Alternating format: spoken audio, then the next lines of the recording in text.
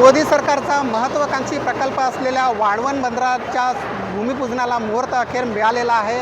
उद्या दुपारी 1 वाजता पंतप्रधान नरेंद्र मोदी यांच्या हस्ते या बंदराचं भूमिपूजन जे आहे ते होणार आहे। मी सध्या पालघरच्या सिडको मैदानावर आपण बघू शकतो की ह्याच मैदानावर भूमिपूजनाचा कार्यक्रम जो आहे तो होणार आहे आणि या भूमिपूजनाच्या कार्यक्रमासाठी ज्या सभामंडप आहे त्या सभामंडपाची तयारी जी आहे ती JNPA आणि जिल्हा प्रशासनाकडून तयारी जी आहे ती सुरू आहे।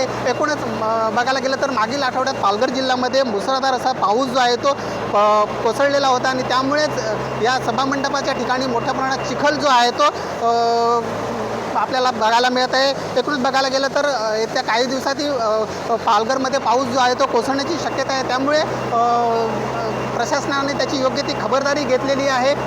बुलेट वॉटरप्रूफ असं सभामंडप जे आहे ते इथे उभारलेलं आहे। साधारणतः 40 ते 50 हजार नागरिक बसतील इतकी मोठी आसन व्यवस्था जी आहे ती करण्यात आलेली आहे। तर गेल्या 25 वर्षापासून वाढवणचा मुद्दा जो आहे तो प्रलंबित होता, त्याला कुठेतरी मुहूर्त मिळत नव्हता। मात्र अखेर उद्या या बंदराचं भूमिपूजन जे आहे ते होणार आहे। 25 वर्षापासून येथील स्थानिक भूमिपुत्र असतील किंवा मच्छीमार असतील यांचा या बंदराला प्रखरतेने विरोध आहे।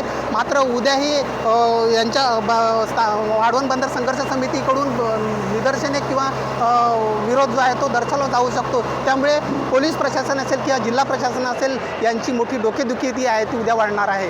रुपेश पाटील, साम TV, पालघर।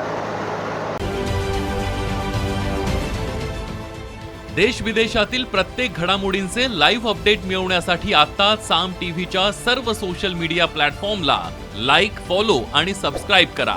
तसंच सर्व नोटिफिकेशनसाठी बेल आयकॉन प्रेस करायला विसरू नका।